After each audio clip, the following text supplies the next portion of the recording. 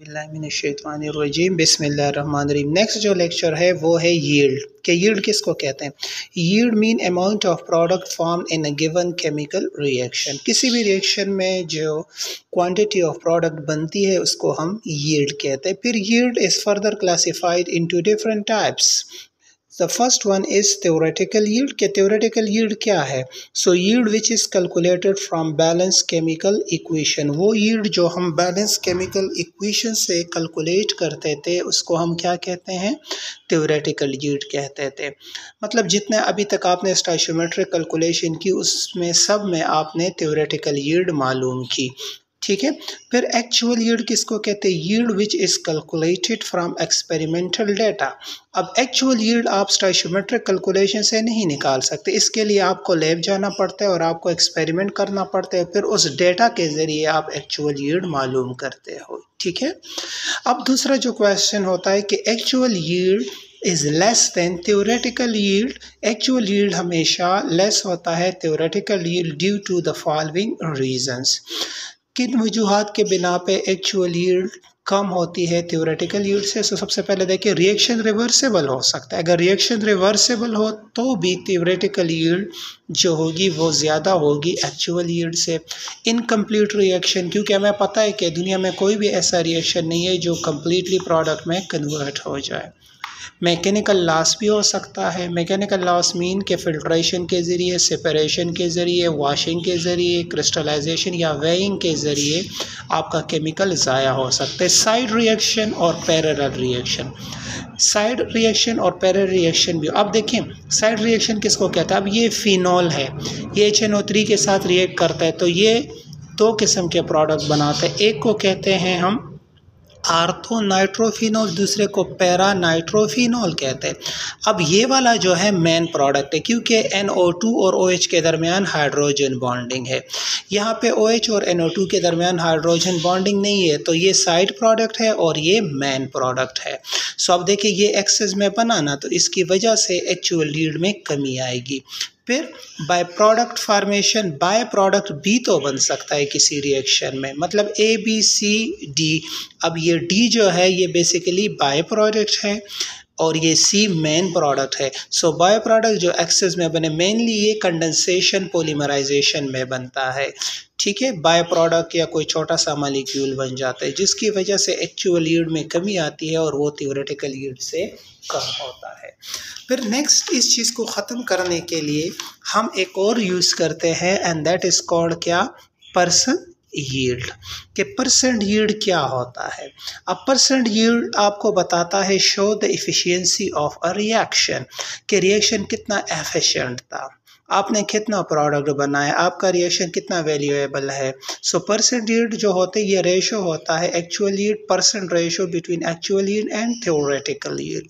मतलब कि percent yield actual yield divided by theoretical yield into 100। सो एक और बात याद रखिएगा कि फॉर क्वांटिटेटिव रिएक्शन जनरली जो इनऑर्गेनिक रिएक्शंस होते हैं उनके लिए एक्चुअल यील्ड थ्योरेटिकल यील्ड के तकरीबन बराबर होता है या कुछ ज़्यादा भी हो सकता है। लेकिन जितने भी ऑर्गेनिक रिएक्शंस होते हैं उनकी एक्चुअल यील्ड हमेशा कम होती है थ्योरेटिकल यील्ड से। ये दो पॉइंट याद रखिएगा। Quantitative reaction mean inorganic reaction में एक्चुअल यील्ड तकरीबन थ्योरेटिकल यील्ड के बराबर होता है। सो मतलब कि परसेंट यील्ड अप टू 100% हो सकता है। और जो ऑर्गेनिक रिएक्शन है इसमें एक्चुअल यील्ड हमेशा थ्योरेटिकल यील्ड से कम होता है। सो परसेंट यील्ड हमेशा 100 से कम होती है। अब एक न्यूमेरिकल के calculate the percent yield if 6.5 grams of H2 is produced when 5 moles of zinc react with HCl। सबसे पहले स्टोइचियोमेट्री में हम बैलेंस इक्वेशन लिखते हैं। So zinc plus 2 HCl, zinc chloride plus hydrogen gas. फिर जितनी भी वैल्यूज़ है उनको मोल्स में कन्वर्ट करते हैं। So moles of hydrogen 6.53 divided by 2, so 3.26 moles hydrogen आ गया। अब देखिए थ्योरेटिकल यील्ड और परसेंट यील्ड आपने मालूम करना है। सो फॉर थ्योरेटिकल यील्ड देखें 1 मोल ऑफ जिंक, इस रिएक्शन को देखें 1 मोल, यहाँ पे 1 मोल है किस चीज़ का? जिंक का, जो रिएक्ट हो रहा है किसके साथ? 2 मोल ऑफ हाइड्रोजन के साथ, सो 1 मोल ऑफ जिंक बन रहा है और 1 मोल ऑफ हाइड्रोजन ही बन रहा है। सो 1 mole of zinc give 1 mole of hydrogen, so 5 mole of zinc gives x मोल।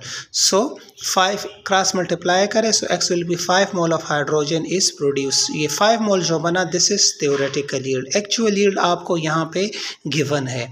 अब देखिए परसेंट यील्ड कैसे निकालोगे, actual yield divided by theoretical yield into 100।